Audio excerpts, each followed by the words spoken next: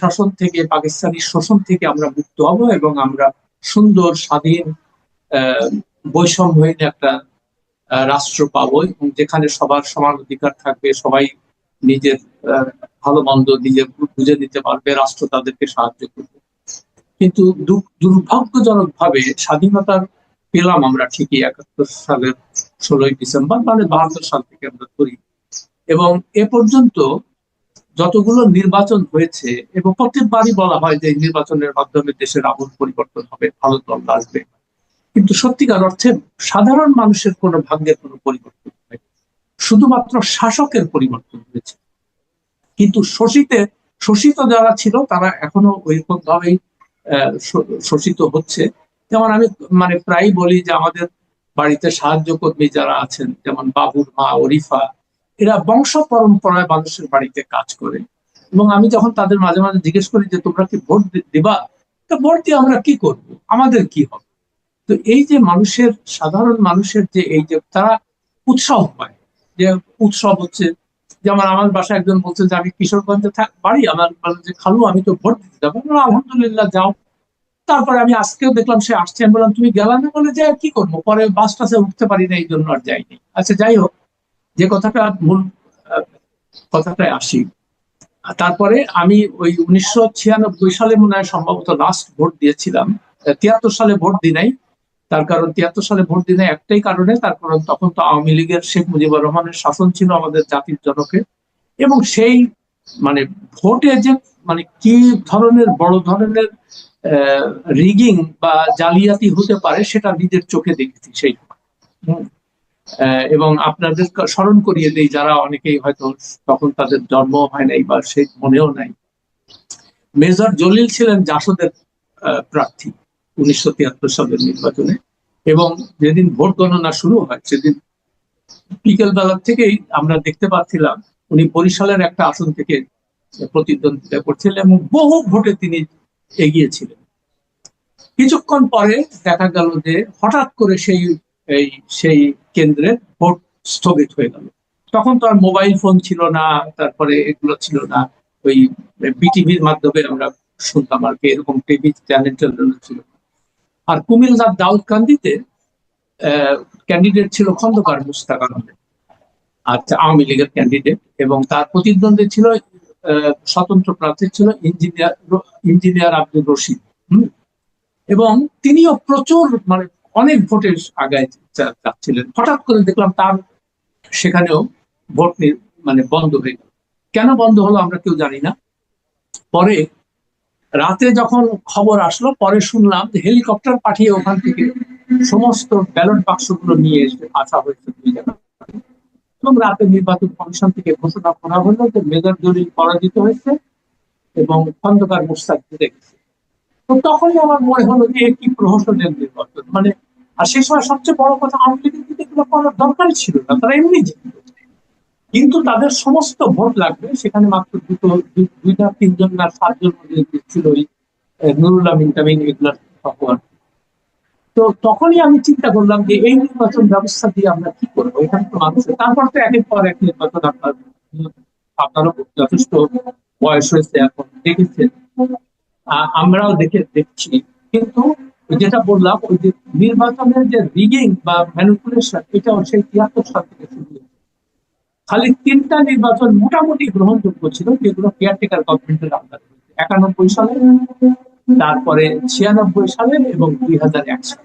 এরপর থেকে আর কোন, এবং দেখেন একটা যখনই নির্বাচন মোটামুটি নিরপেক্ষ হয়, গ্রহণযোগ্য হয়, আমরা মনে করি ভালো, তখনই পরাজিত দল বলে যে সূক্ষ্ম কারচুপির মাধ্যমে আমাদেরকে হারিয়ে, আর দল বলে আমাদেরকে স্থূল কারচুপি করে আমাদেরকে মানে জোর করে হারানো, কেউ মানতে চায় না। এখন আসি আমেরিকার নির্বাচনে। আমি প্রথম ভোট দিই 2004 সালে, কেমন, তো তখন আমি তখনকার, সরি না 2008 সালে, তো 2008 সালে আমি তখন আমেরিকার নাগরিক হয়ে গেছি। তো বারাক ওবামার সময়, তো তখন তো আমরা বারাক ওবামাকে নিয়ে সারা বিশ্বব্যাপী একটা ক্রেজ তৈরি হয়েছিল যে একটা কালো আমেরিকান ইয়েতে শাসন ক্ষমতায় হোয়াইট হাউসে যাবে, এবং তিনি অত্যন্ত ভালো মানুষ। তারপর তাকে আমি আমি ভোট দিলাম, আমার মতো অনেকে, তিনি তো জিতে গেলেন।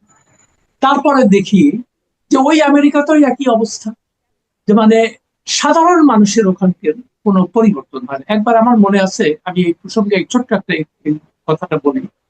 আমি আমার ব্যাংকে গেছি মানে টাকা ওঠানোর জন্য আমার বাড়ির কাছে। তো যে তারপরে দেখলাম যে একটা লম্বা, হ্যাঁ আমেরিকাতে? আচ্ছা। আমেরিকাতে তো লম্বা লাইন একটা, তো লাইনে তো দেখি যে একটা সিকিউরিটি গার্ড একটা মহিলা ওখানে দাঁড়িয়ে আছে। তো আমি যেহেতু সময় ছিল আমার, তো সাংবাদিক হিসেবে সবসময় কিউরিওসিটি জাগে যে সাধারণ মানুষ কি বলে। তো তাকে আমি জিজ্ঞেস করলাম যে আচ্ছা তুমি কয়টার সময় কাজে আসছো? তো বললো 9টার থেকে তো ব্যাংক খোলা, আমি আসছি 7:30 8টার দিকে। হ্যাঁ, তারপরে তারপরে এখান থেকে কি করবো? বলে এখান থেকে আবার 1টা পর্যন্ত কাজ করব, করে আবার আরেক জায়গায় যাবো আরেকটা কাজ করতে। তারপরে তারপরে সে বললো তারপরে রাত 7টার থেকে সন্ধ্যা 7টার থেকে আরেক জায়গায় কাজ। আমি বললাম তুমি তো রান্না বাড়া করো প্রচুর, তুমি তো মহিলা, তোমার ছেলে মেয়ে আছে। বলে যে আর তো উপায় নেই, আমার 3টা কাজ না করলে আমার সংসার চলবে না। আমি বললাম এত বড় লোকের দেশ, তুমি যে ইয়ে মানে তোমাদের বলে আমরা তো এরকম ভোট দিয়েই যাই, আর আমাদের তো কোনো কিছু হয় না। আরেকটা জিনিস লক্ষ্য করেন যে এরা বলে তথাকথিত গণতান্ত্রিক ব্যবস্থায় আমাদেরকে ফিরে যেতে হবে। গণতান্ত্রিক ব্যবস্থাটা মানে কি? যে আমি সেখানে জনগণের ভোটের অধিকার আছে, ভালো কথা, তারা ভোট দেয়। কিন্তু একটা জিনিস লক্ষ্য করেন, এই যে সাধারণ মানুষকে এই যে তথাকথিত ভোটের, তাদের তাদের বলে যে তোমরা খুব ক্ষমতাবান, তোমরা আমাদের, তোমাদের ক্ষমতা আছে, আমাদেরকে ভোট দিয়ে, ভোট দিয়ে তারা বানালে কি হলো?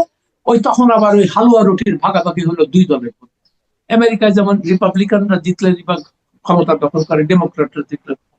এবং সাধারণ মানুষ কিন্তু এদেরকে কাউকেই পছন্দ করে, একমাত্র যারা রেজিস্টার্ড ডেমোক্রেট বা রেজিস্টার্ড রিপাবলিকান তারা ছাড়া। আর এদের একটা জিনিস লক্ষ্য করেন, এদের কিন্তু কোনো তৃতীয় ব্যক্তিকে ভোট দিয়ে বানানোর কোনো স্কোপও নাই। ওরা কিন্তু কোনো থার্ড পার্টিকে মার্চ করতে দেয় না কোনো সময়। এটা ইংল্যান্ডে দেখেন, জার্মানিতে দেখেন, তারপরে আমেরিকায় দেখেন, অস্ট্রেলিয়াতে দেখেন, মানে তথাকথিত গণতান্ত্রিক দেশ যেগুলো আছে আমরা বলি। এখন গণতান্ত্রিক দেশের কথা হলো কি, রুল বাই দি পিপল, মানে জনগণ শাসন করবে। কিন্তু পৃথিবীর কোথাও একটা দেশ আমাকে দেখান যেখানে সাধারণ জনগণের সত্যিকার অর্থে শাসন ক্ষমতা তাদের আছে? আমি দেখি নাই কোথাও। আচ্ছা, যে কথাটা বলার চেষ্টা করছিলাম, এই জন্য এগুলো দেখে থেকে আমার মনে হলো যে এগুলো একটা ভাওতাবাদী। এই পশ্চিমা বিশ্ব সারা বিশ্বকে গেলাইছে যে এইটা হলো মেন আসল ইয়ে কি বলে পদ্ধতি, এবং এটার মাধ্যমে দেশের সাধারণ মানুষের উন্নতি হয় না, উন্নতি হয় ওই শাসন ক্ষমতায় যারা অলিগার্ক বলে ইংরেজিতে, এই অলিগার্কি শাসন করে সব জায়গায়। এবং যার জন্য দেখেন মানে রিপাবলিকানদের অপছন্দ করে, তার ভোট দেবে কাকে? ডেমোক্রাটরা ওই এসে একই কাজ করবে। তারা যুদ্ধ বিগ্রহ লাগাবে সারা জায়গায়, তারা কর্পোরেশন গুলো যা বলবে সেই বিষয়ে তারা কাজ করবে। হোয়াইট হাউসে যে বসে থাকে তার অ্যাকচুয়ালি কোনো ক্ষমতা নাই। এখন ট্রাম্পের বেলা অবশ্য অন্যরকম, সে একটু আনপ্রেডিক্টেবল, টেম্পারামেন্টাল, এবং তার নিজের ব্যবসায়িক স্বার্থ সেটা সবসময় দেখে, এবং সবাই দেখে সেটা। ওই জো বাইডেন অথবা হয়তো মুখে বলতো না, কিন্তু দেখেন সেও তার ছেলেকে দিয়ে নানান অপকর্ম করিয়েছে, এবং শেষ পর্যন্ত চলে যাওয়ার সময় তার ছেলেকে ওই মানে সাধারণ ক্ষমার মধ্যে মাফ করে দিচ্ছে, তার তো জেল হইতো। যাই হোক, এই যে কথাটা বললাম, এই জন্য আগামী কালকের যে নির্বাচন, মানে আগামীকালকে যে নির্বাচনটা হবে, আমার ব্যক্তিগতভাবে আমার কোনো আশাও নাই, প্রত্যাশাও নাই, ওই একটাই কারণে। তার কারণ আমি দেখেছি যে একটা ওই ওই রিপাবলিকান এর মতো এগুলো আওয়ামী লীগ অথবা বিএনপি।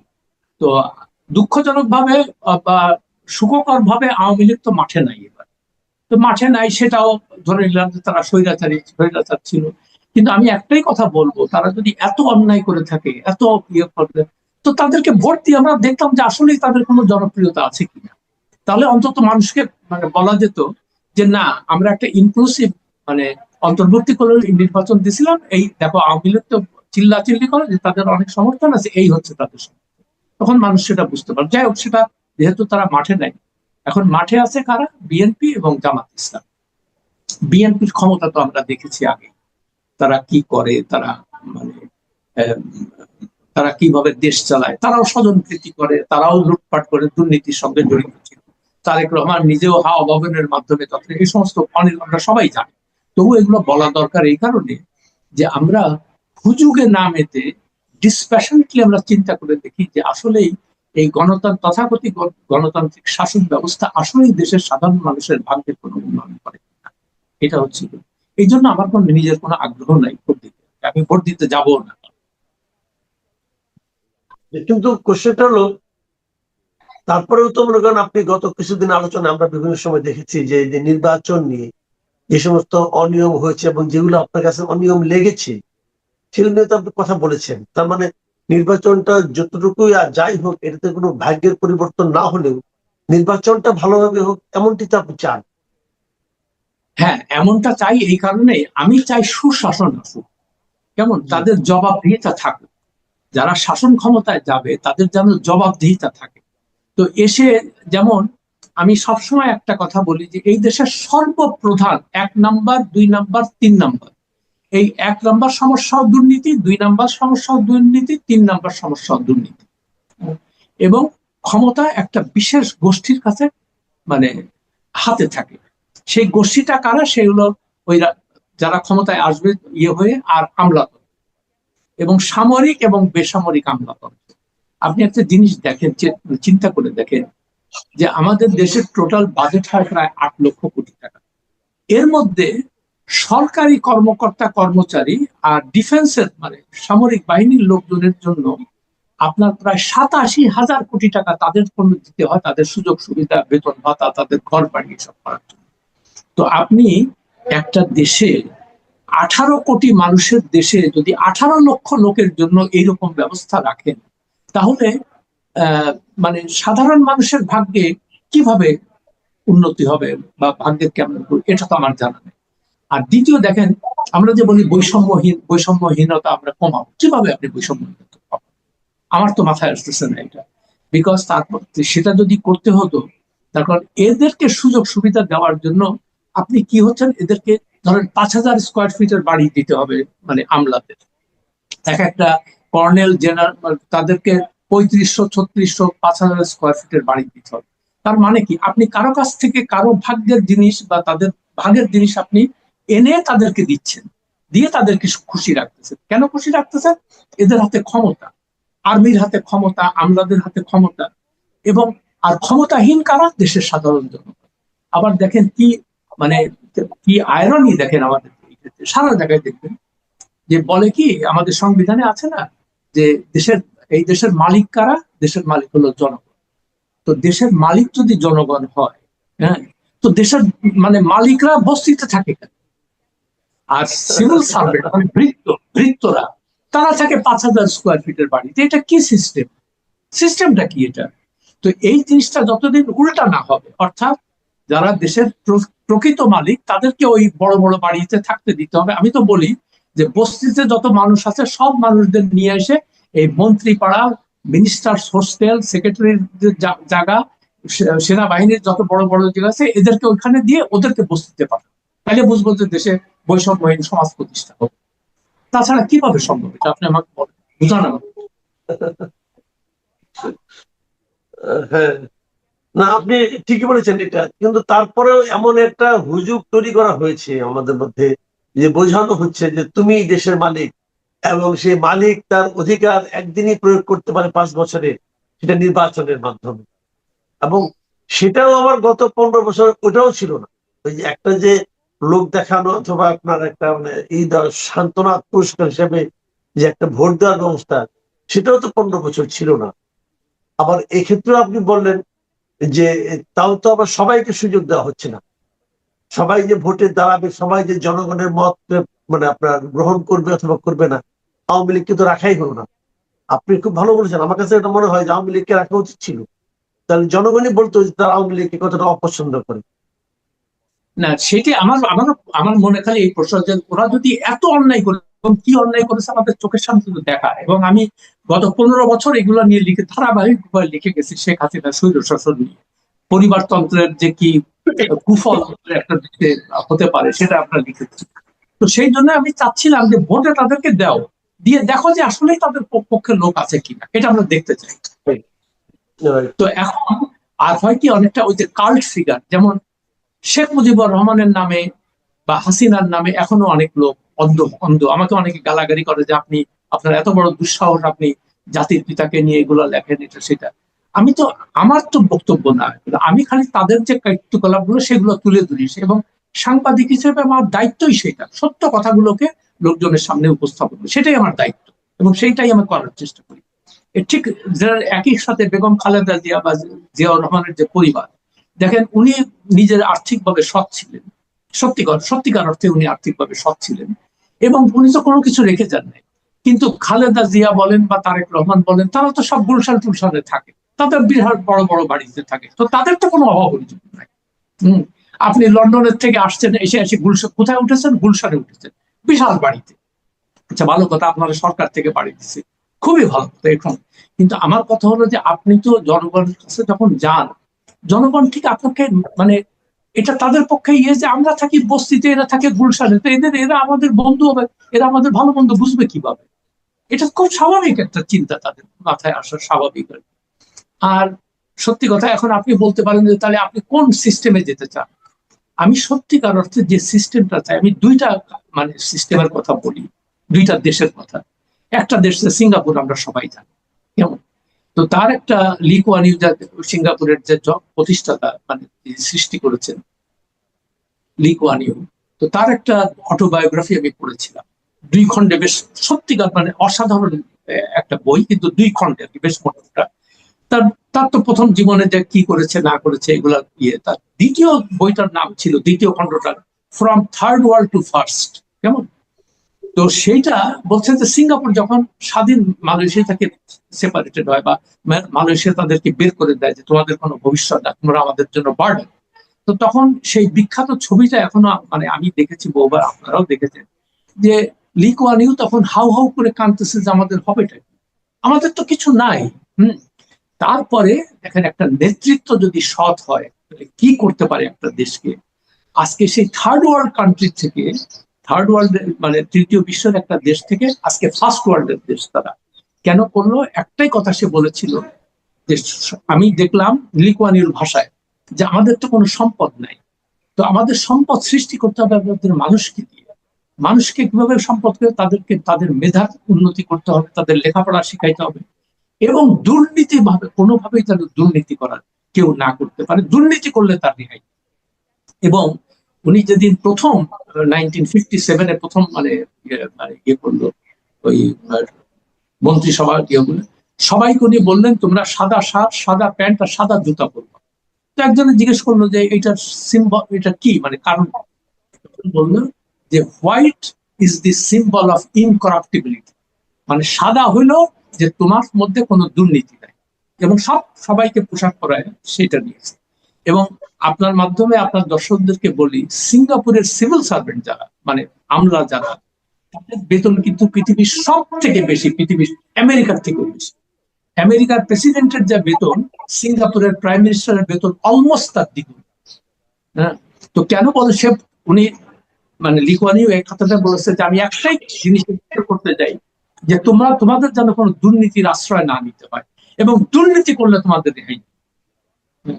তো এখন দেখেন দেশটা ওই কথা, আমি তো একটাই কথা বলবো, যে আমাদের গণতন্ত্র দরকার নাই, কোনো কিছু দরকার নাই, খালি ওই রকম একটা শাসক দরকার, এবং যে একটা জিনিস এনশিওর করবে যে এই দেশে কোনো দুর্নীতি থাকবে না।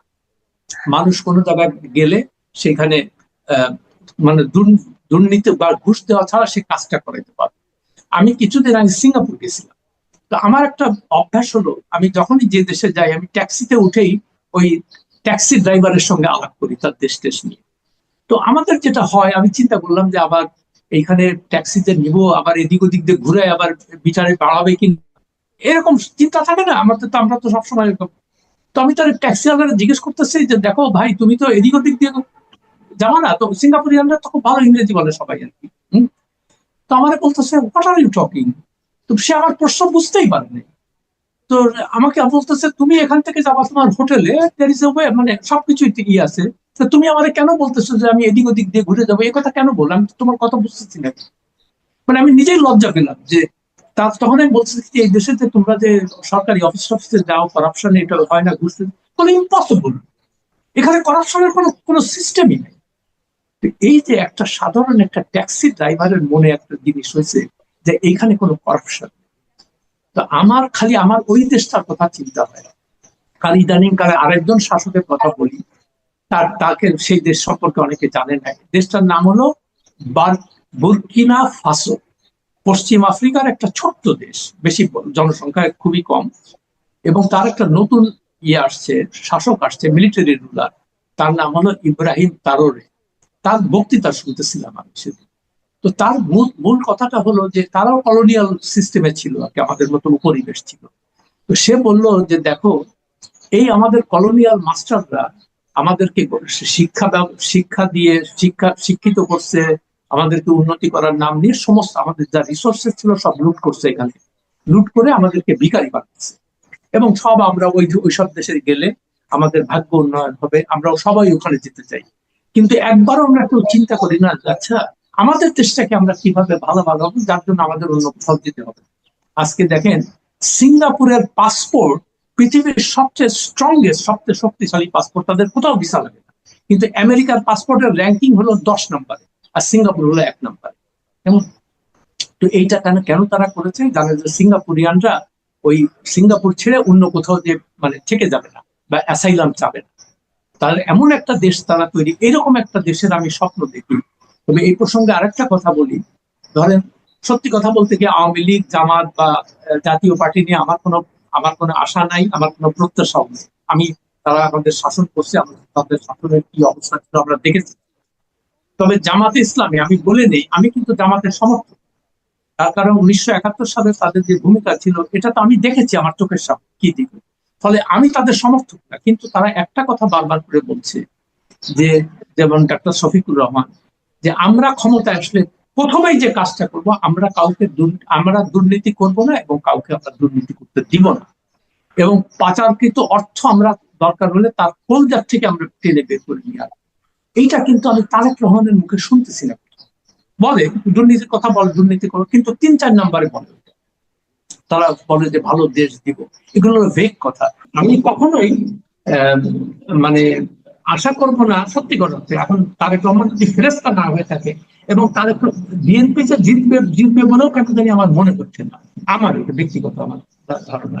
যেমন আমি বিভিন্ন জায়গায় যে কথাবার্তা বলতেছি বা দেখতেছি, ফোন টোন করে মানুষের কাছে যা শুনি গ্রামে গঞ্জে, মানে সেখানেও কিন্তু আমি একটা অন্যরকম আবহাওয়া দেখতে পাচ্ছি এখন। সেটা আগামীকালকে প্রমাণ হবে যে এখন যে বিএনপি, আমি জানি না বিএনপি যদি ক্ষমতায় আসে, তাদের কাছে আমার, তারেক রহমানের কাছে আমার একটাই প্রত্যাশা থাকবে, আপনি 1 নম্বর প্রায়োরিটি দেবেন যে আপনি এটা শফিকুর রহমানের মতো বলেন যে আমি দুর্নীতি করবো না এবং আমরা কাউকে দুর্নীতি করতে দিব না।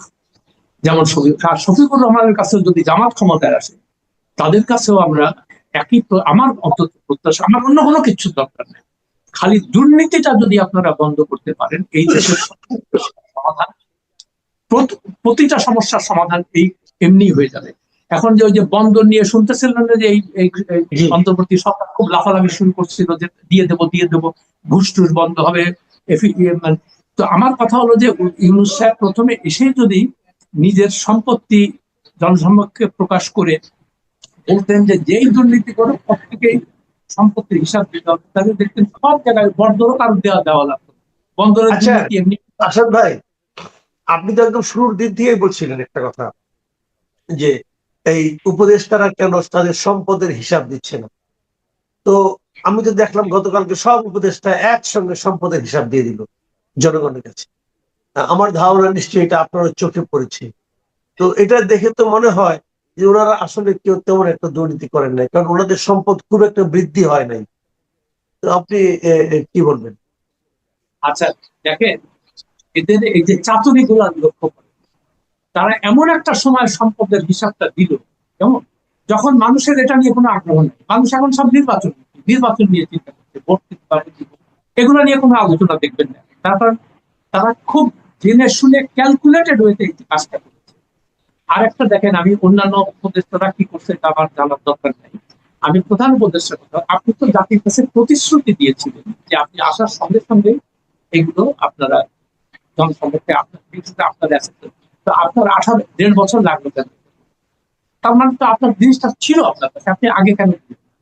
আর 2 নম্বর কথা, ওনাকে দেখাচ্ছি যে ওনার 15 কোটি টাকার সম্পত্তি আছে। তো আমরা এতদিন কি শুনতাম, তার অফিস থেকে বিভিন্ন জায়গা থেকে বলতে এইরকম নির্লোভ, তার কোনো গাড়ি নাই, বাড়ি নাই, স্থাবর সম্পত্তি কিছুই নাই, গ্রামীণ ব্যাংকের মালিকানা নাই। তো যদি তাই না থাকে, তার 15 কোটি টাকা আসলো করতে। তাই না? আর 2 নম্বর, দুদকে যে তার বিরুদ্ধে মামলাটা হয়েছিল কর ফাঁকির মামলা, 666 কোটি টাকা, যেটি উনি নির্বাহী আদেশে মওকুফ করে দিয়েছেন।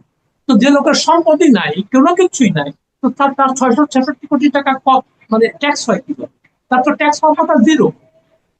ট্যাক্স রিটার্ন যেটা দেই, আমরা যেটা দিই, সেখানে তো জিরো থাকার কথা, বিকজ আমার তো কিছু নাই। তো সেখানে 666 কোটি টাকা কর কেন মওকুফ করতে হবে? এই যে এটা তো কোনো ব্যাখ্যা নেই। এবং এই জন্য এটা হয়তো ওনার নয়, ওটা হয়তো গ্রামীণ ব্যাংকের কর হতে পারে, ওনার না, পার্সোনাল না কি? ওটা কোনো আমি পার্সোনাল কর ছিল? হ্যাঁ, সেই ব্যাপারেও আমার একটু কনফিউশন আছে, আমাকে অনেকে এটা এক্সপ্লেনেশন দিতে পারে। আমি ধরলাম সেটা গ্রামীণ ব্যাংকেরই কর ধরে নিচ্ছি। আচ্ছা, তাহলে আপনি গ্রামীণ ব্যাংকের এই করটা কেন মওকুফ করাইলেন? তার মানে কর তো হয়েছিল, ট্যাক্স তো হয়েছিল, সেটা আপনি কেন মওকুফ করাইলেন? তাহলে অন্যান্য ব্যাংকে যে কর দিত, যারা কর দেয়, তারা কেন এই ট্যাক্সের এক্সেম্পশনটা কেন পাবে? তো আপনি একই দেশের 2 রকমের আইন, গ্রামীণ ব্যাংকের জন্য এক আইন, অন্যদের জন্য এক আইন। এটা কি কোনো এই তো বৈষম্য যে সৃষ্টি হয়? দেখেন, বৈষম্যের ব্যাপারে আরেকটা কথা বলি। এই যে সমাজে অনেক সংঘাত দেখেন না, মানুষ ক্ষুব্ধ, কোনো পাবে, তার কারণটা কি? যখন একটা মানুষ, একটা বেকার ছেলে দেখে যে আমার চাকরি নাই, বাকরি নাই, আমি আমি কোনো পেপার দেখেছি, আর এরা 5,000 স্কোয়ার ফিটের বাড়ি, এরা বড় বড় গাড়িতে চলে, তার তো একটা ক্ষোভ হয় যে এদের মারবো, তো আমার টাকা লুট করে নিয়ে এদের সমস্ত ভোগগুলা। তো সেই জন্য আমি বলি, দেশের স্বার্থে, দেশের, আপনারা যদি সত্যি দেশের জনগণকে ভালোবাসেন, তাদের অবস্থার উন্নতি করতে চান, তবে আল্লাহর ওয়াস্তে আপনারা বৈষম্য কমানোর চেষ্টা করেন। এবং এই আমলাদেরকে মানে মানে একটা আইন পাস করতে হবে যে সরকার থেকে সরকারি কর্মকর্তা কর্মচারীদের আর কোনো বাড়ি গাড়ি এগুলো কিছু দেওয়া হবে না, পৃথিবীর কোথাও নাই এগুলো। খালি ওই ইন্ডিয়া পাকিস্তান যেগুলো কলোনিয়াল সিস্টেমে ছিল ওইগুলোতে, আমেরিকার মতো জায়গায়। আবারও আপনার একমাত্র প্রেসিডেন্ট আর ভাইস প্রেসিডেন্ট ছাড়া তাদের কোনো সরকারি বাড়ি, সুপ্রিম কোর্টের চিফ জাস্টিস তার কোনো সরকারি বাড়ি। তাদেরকে একটাই কথা বলে যে তোমাদের আমরা বেতন দিচ্ছি অন্যান্য সবার, ওই বেতনে তারা যেভাবে চলে তুমিও সেইভাবে চলবে। আমি যে বৈষম্যহীন সমাজ সৃষ্টি করতে চাই, তো এগুলো তো বলতে হবে। ইংল্যান্ডেও তাই দেখেন, একমাত্র নাম্বার 10 ডাউনিং স্ট্রিট এবং নাম্বার 11 ডাউনিং স্ট্রিট, মানে একটা হলো দেশ প্রধানমন্ত্রী আর একটা হলো অর্থমন্ত্রীর বাড়ি ছাড়া, আর রাজার বাড়িতে অন্য কথা, আর কোনো সরকারি বাড়ি কার নেই। সবাই যার যার বিয়ের মধ্যে থাকে। জার্মানি তো দেখেন, অস্ট্রেলিয়া একই ব্যাপার। কিন্তু আমাদের এখানে আপনার 5,000, আর এরা কোন লাট সাহেবের ছেলে কিনে, মানে এদেরকে কেন? যেহেতু আমি মেধাবী ছিলাম, আমি বিসিএস পরীক্ষায় বা সিএসপি পরীক্ষায় আমি ফার্স্ট হয়েছি এবং আমাকে বড় বাড়ি, কেন বাবা তুমি এটা কেন চাবা? তুমি যদি দেশের সত্যিকার অর্থে দেশের সেবা করতে এসে থাকো, তাহলে তো তুমি বলবা যে না, অন্যান্য সবাই যে ব্যবহার করছে আমারও সেবা, আমাদের বিশেষ সুযোগ সুবিধা কেন দিতে হবে? সেই জন্য আগামী সরকার যারা আসবে, যেই আসুক, আমার কাছে বড় জোরে তাদের কাছে আমি নিবেদন করব যে আপনারা অনতিবিলম্বে সরকারি কর্মকর্তাদের এই সুযোগ সুবিধাগুলো বাতিল করেন, এবং করতে হবে, তাছাড়া এই দেশে বৈষম্য ভালো হবে। জি, অনেক ধন্যবাদ, অনেক ধন্যবাদ জনাব আসাদ মাহমুদ। প্রিয় দর্শক, আপনারাও শুনলেন জনাব আসাদ মাহমুদের বিশ্লেষণ, ভোট নিয়ে, আমলাদের সুযোগ সুবিধা নিয়ে, এবং সবশেষ আমাদের এই 1.5 বছরে যারা উপদেষ্টা হিসেবে ছিলেন তাদের সম্পদের হিসাব নিয়ে। এই হিসাবের মধ্যে আমার নিজের কিন্তু মনে হয়েছে যে এই হিসাবে একটা শুভঙ্করের ফাঁকি আছে।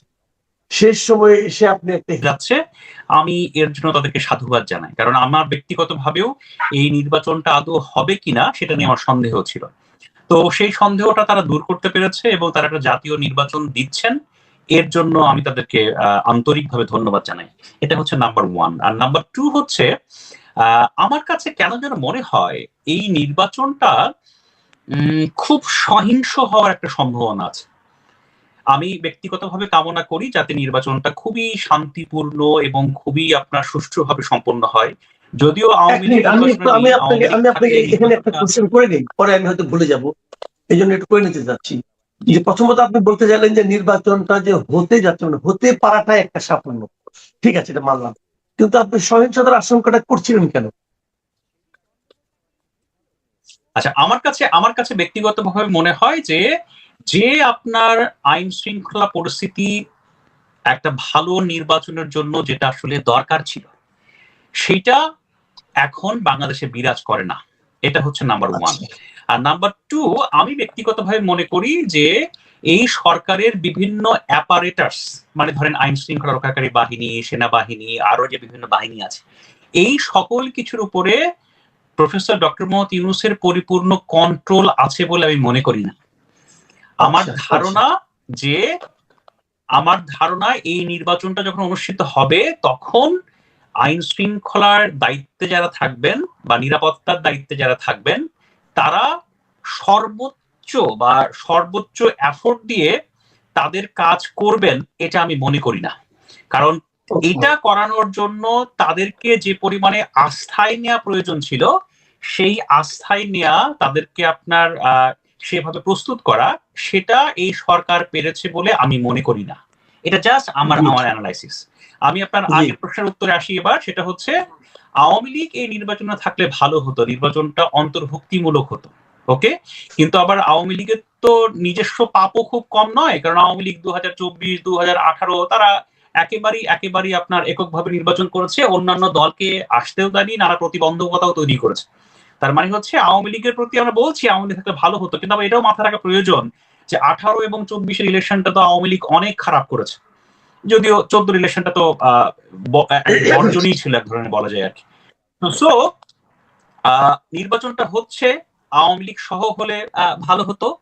আর আমি ব্যক্তিগতভাবে মনে করি এই নির্বাচনে ভয়াবহ রকমের আপনার রক্তক্ষয়ী সংঘাতের শঙ্কা আছে। এটা ভালো কিছু নয়। আমি আশা করি এই শঙ্কাটা বাস্তবায়িত হবে না। আপনি এই ভয়াবহ সংঘাতের যে আশঙ্কাটা করছেন, আপনি আইন শৃঙ্খলার কথা বললেন যে তাদের সেরকম প্রস্তুতি আছে বলে আপনার কাছে মনে হয় না, এটুকু আমি মানলাম।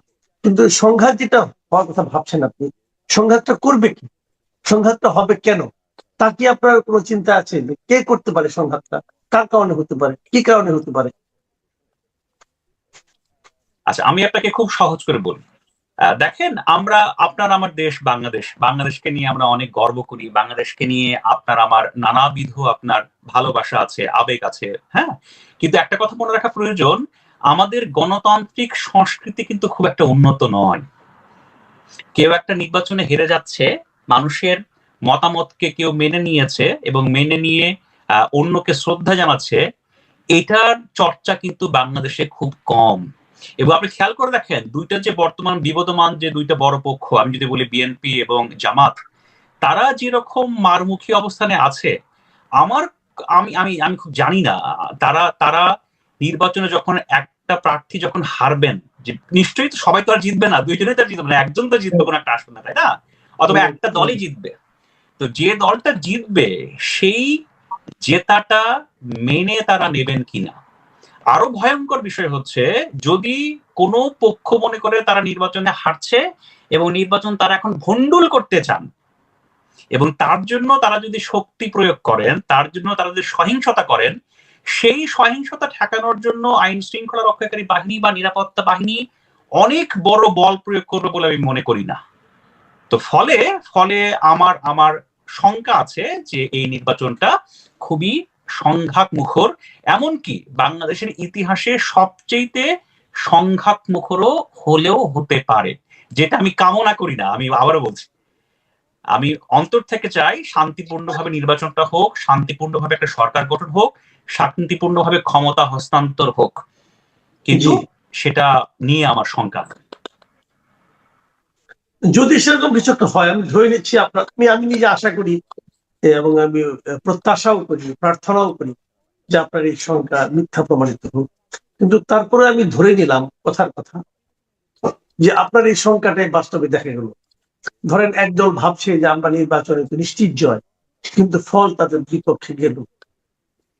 অথবা একটা বাস্তবতা কিন্তু তৈরি হয়েছে যে সরকারের পক্ষ থেকে আগে বলা হয়েছে যে এবার নির্বাচনের ফল প্রকাশে দেরি হতে পারে। এটা বলে কি সেই সংখ্যাটাকে একটু বাড়িয়ে দেওয়া হয়েছে কিনা আমি জানি না, এবং এটা হয়তো একটা পটভূমি তৈরি হতে পারে। কিন্তু আমার প্রশ্ন অন্য জায়গায়। আমার প্রশ্নটা হলো, যদি সে ধরনের সংঘাত হয়, তারপর তাহলে কি হতে পারে? আমাদের দেশের গণতন্ত্র বলেন, আমাদের দেশের পরবর্তী সরকার গঠন বলেন, অথবা আমাদের দেশের পরবর্তী মানুষের জীবনযাপন বলেন, তার উপর এটি কিরকম প্রভাব ফেলতে পারে বলে আপনি মনে করেন? না, প্রথমত দেখেন, আমরা আমরা কিন্তু খুবই নাজুক একটা পরিস্থিতিতে আছি। আমাদের দেশের গণতন্ত্র, আমাদের দেশের অর্থনীতি, আমাদের দেশের সামাজিক সংস্কৃতি, আমাদের সমাজের মধ্যে যদি বলেন অতি প্রতিক্রিয়াশীল গোষ্ঠী, নানা কিছু নিয়ে কিন্তু বাংলাদেশ একটা বড় ধরনের সংকটের মধ্যে আছে। এবং এখন যদি এই নির্বাচনটা যথাযথভাবে না হয়ে স্বাভাবিকভাবে ক্ষমতা হস্তান্তর না হয়, তাহলে আমি বলবো আমাদের বিপদটা আরো বাড়বে। বিপদটা কিভাবে বাড়বে? প্রথমত হচ্ছে গণতন্ত্রের জন্য আমাদের যে হচ্ছে আপনার আকাঙ্ক্ষা বা চেষ্টা, গণতন্ত্রের জন্য আমাদের যে আপনার আগ্রহ, বা আমরা গণতান্ত্রিক শাসন ব্যবস্থায় ফিরতে চাই, সেটা হয়তো আরো পিছিয়ে যেতে পারে। Number one. নাম্বার টু, এই আবার যদি আপনার এই সংঘাতটা কন্টিনিউ হতেই থাকে, তাহলে দেখা যাবে এরকম যে আমাদের সোসাইটির মধ্যে যে নানাবিধ আপনার শক্তি আছে, যে শক্তিগুলো হয়তো গণতন্ত্রমুখী না, যে শক্তিগুলো গণতন্ত্রের পক্ষে না, এবং যে শক্তিগুলো নানাভাবে বাংলাদেশকে, আমি বলবো যে যাকে আমরা একাডেমিক ভাষায় বলি হচ্ছে আপনার হার্ড লাইনার্স এর দিকে নিয়ে যেতে চান, হ্যাঁ, তারা কিন্তু নানাভাবে আপনার আরো সুযোগ পেয়ে যেতে পারেন। সেটা আপনার আমার দেশের জন্য, বাংলাদেশের জন্য কোনো অবস্থাতেই ভালো নয়। আমরা আরো সংকটের মধ্যে পতিত হব।